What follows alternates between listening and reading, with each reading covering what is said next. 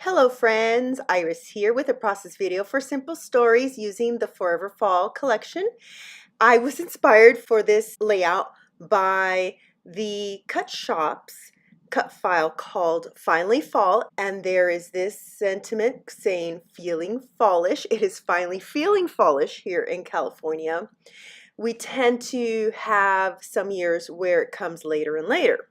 I'm also inspired recently by Traveler's Notebook layouts. So I started off with this background using one of the grid papers from the Snap Basics line of simple stories, which you can get as, separate thing from their other collections.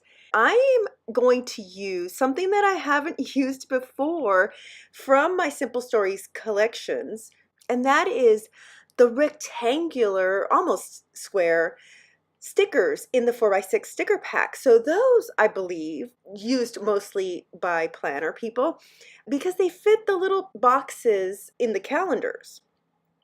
But because I cut this cut file as a title, it's a roughly third of the page long.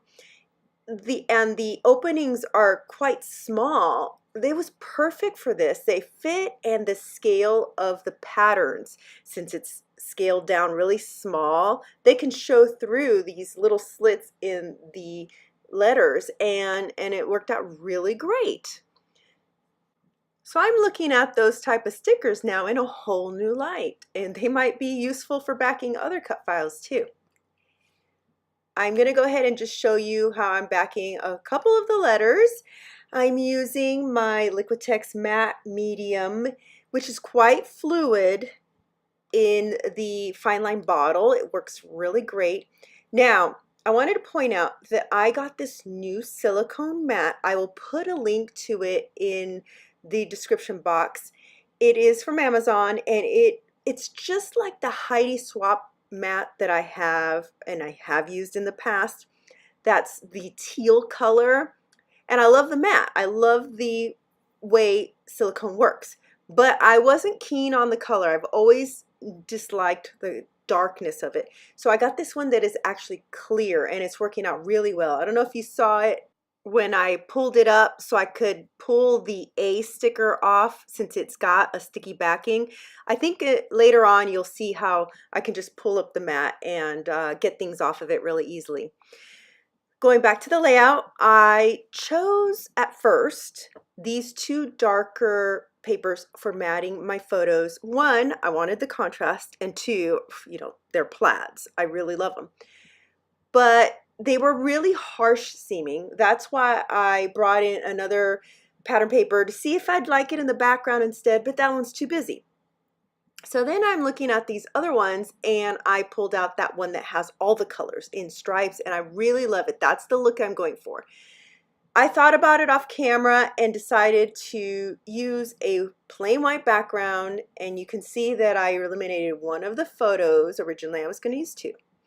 And I'm going to go with some splatters. In my photo, there are leaves raining down on my daughter as she's looking up. She was really having fun throwing them up in the air and letting them rain down like confetti. And I felt that the splatters could mimic that look. I'm going to go for sort of tapered at the top and scattering down towards the bottom. I chose to concentrate mostly on the warmer tones because my daughter's shirt is like a coral color. So I pulled out several inks and acrylics I have. I keep thinking I should just buy some, like a watercolor palette, but I just have all these inks and acrylics, and I do even have some liquid watercolors. So I'm just settling for mixing things up. I used Heidi Swap blush, the Heidi Shine, and mixed it with Ali Edwards Astoria acrylic to get that pink it's like a muted pink that matches the color in the collection. I used the Studio Calico Mr. Hughey's in custard, and then I mixed Heidi Swap teal and the Studio Calico Mr. Hughey's in powder blue to get my blue. Now they look really dark here, and I'm not going to show you how I dry it all up, but I will show you later that I ended up taking a paper towel and taking up some of the color so that that blue dried a little lighter, and the custard, some of them dried a little bit darker orange and the other ones a bit lighter. And then you can see here I accidentally got a big blob of the custard there. What I'm going to do is I'm painting over it with the acrylic white, and I think in the end I'm the only one that really notices it in person, especially when I'm going to put it in a page protector later, right? And I also knew I was going to be covering some of it up. Okay, so I took out all the ephemera and stickers that I thought might work with this layout, and I laid them all out. I didn't show you all that part. But right away, I noticed that these flags kind of look like chevrons, and I really wanted them up above, again, raining down, like the leaves were coming down, and then I'm interspersing some leaves with that. I did briefly consider some of these other things like these wreaths, maybe like bookend at the top and bottom. I have seen some traveler's notebook layouts that do that, and they're so cute. But I really liked the movement that these chevrons give pointing down, so I'm not going to end up using any wreaths. I have this little piece of felt that I had cut some time ago, and I thought it might be nice to add some texture because, okay, back to the cut file, my idea is to do some stitching on that. I wanted to, add more texture throughout in other areas. So at first I was trying to pull in this little piece of felt. It is not going to make it, but I kept coming back to it. Briefly tried some other things like that tree. I didn't really like that. This washi, okay, I love the color. I love that it's got leaves on it. So I thought, put it up there, but the color just didn't feel like it went. So I got the one that has all the multiple stripe instead. At first, you can see here my column of tabs kind of is centered, and I'm going to move them over slightly. There's always more dynamic feel when things are off-centered, and I knew I'd be adding something to the left-hand side. Some stitching with the cut file, but also something along the edge. As you can see, I've already tried a little bit of that. Off-centered towards the right felt like the right way to go in terms of most of the embellishments. And it was important to have all of this figured out and the title put in the exact right place because I'm going to be doing some stitching, and that's on the background, permanent. I can't move it once I get that done. I love the stripy paper to the left, but it was looking, I don't know, blah. So I thought maybe if I ruffled it up a little bit, that's what I did there. And I added a word sticker to the right-hand side, which will move eventually. But in order to fulfill that need of some more texture, I turned to a bin of fibers. Yes, fibers. It's been a long time, right? I really liked the rickrack, but it was really dark. So I settled for this cording, which is sort of a coral color as well. It's lighter than the shirt that my daughter's wearing, but it goes with all the pinks and oranges on this. So I knotted it up so that it had a little bit more interest because it's very thin. And then back to the left, as I said, I liked the stripy paper, but something was, I wanted less of it, and I went this route first, which was to add another strip of colored paper. It's light pink, and then have the stripe peeking out. That'll eventually change. But let's turn back to the background. Because I covered most of those splatters up, I needed to add more.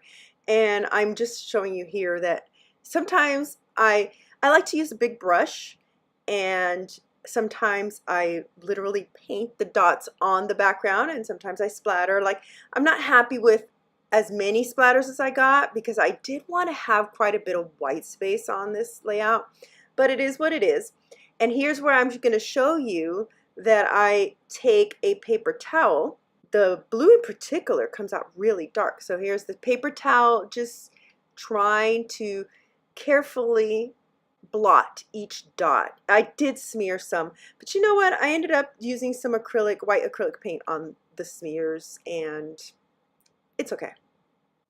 And then I move on to the pink splatters, which are nice and light. I really like that color added on with the other colors. It just warms it up in addition to the oranges. And now we're going to move on to what started it all for me was the title and wanting to do some stitching. Just making sure that it is put down really well. I left the cut file as is, and I'm poking holes directly through the middle of the scripty word. It's a bit nerve-wracking, isn't it, when you're going to stitch directly into the background, which I love to do, but in this case, I didn't want the word to look wonky, so I was very careful. It's sped up here, but I was pretty slow as I went and poked the holes and trying to make them even, because the script as well, you know, you want the loops to come out smooth. You don't want those to have sharp corners. So make sure that going around the loops of the letters, you have a small gap. And then I am taking off the top of the cut file so that I only have the stitching on the top and it is directly in the background. Now these were, again, stickers that I backed the cut file with, but I manipulated them so much that the sticky was coming off, so I felt like I had to put more adhesive on. And now we get to the stitching part, yay, which I absolutely love to do. I'm a quilter and I'm an embroiderer, so doing it on paper is just as fun. And I've mentioned before in past videos that I really love to use a paper from Paper Accents. It is 100-pound weight cardstock. It is just so nice both for mixed media because it goes on smoothly and it doesn't buckle.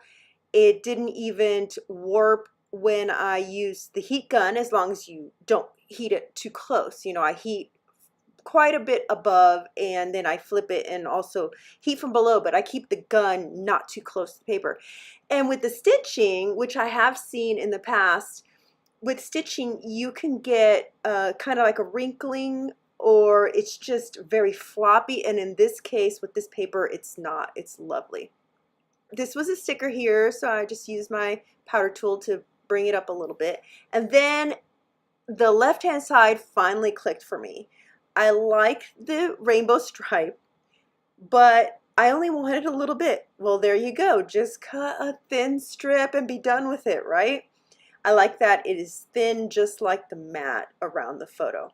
Speaking of, because I put on the bottom stickers that were the orange and pink, I decided to switch out the mat so that I could have the bluer colors at the bottom, and that way it kind of felt more balanced out. That's my, I'm a bit picky sometimes when it comes to mixing up and balancing the colors. Then I brought over the little word strip sticker to the left because I decided my journaling would be to the right of the photo to balance out the title. Oh, this washi comes out again. Again, I like that it has the leaves on it, but I just felt the coloring was wrong. Up there, I like the stripe. I'm going to reuse the striped one that I took out, and I actually ripped off the bottom. I don't know if you can really tell, so that it's not completely rectangular. Gives it a little more interest. Now it is time for some date. It's funny, this is titled Feeling Fallish. This happened on December 5th one year because, oh, and I just realized I had the wrong date. It says 2018, it's supposed to be 2015. I gotta change that. But anyways, here in California, we had droughts for many years, and it just seemed like fall kept pushing back and back and back. That's what my titles or my journaling is going to be about. But I fast forwarded that because you don't need me to see me write it all out. But yeah, we get fall sometimes, not till December. This was the day we got our Christmas tree even. Isn't that funny? Let me know if you want a video on how I open up the tiny attachers so I can attach things straight in the middle. There are a couple old videos out there, but they're really hard to find. So let me know if you want to see me actually do that in slow motion. I will do the bending of the tines in the back off camera. I just wanted to show you a little close-up of it in real time so you can see the stitching and some of the texture with the cording there. I really like that, how that adds just a little bit. As my kids might say, it makes it extra. So I have some still photos coming up. I hope you give stitching on your backgrounds a try and pull out those old fibers. Have fun with it. I know I've been kind of slow in posting in the past couple months, but that should be picking up. I'm doing a guest design spot in November for a shop. I'm not sure if I'm allowed to say which one right now, but you'll be seeing the first video next week. Thank you so much for tuning in. I hope you enjoyed seeing this process video, and I look forward to the next one.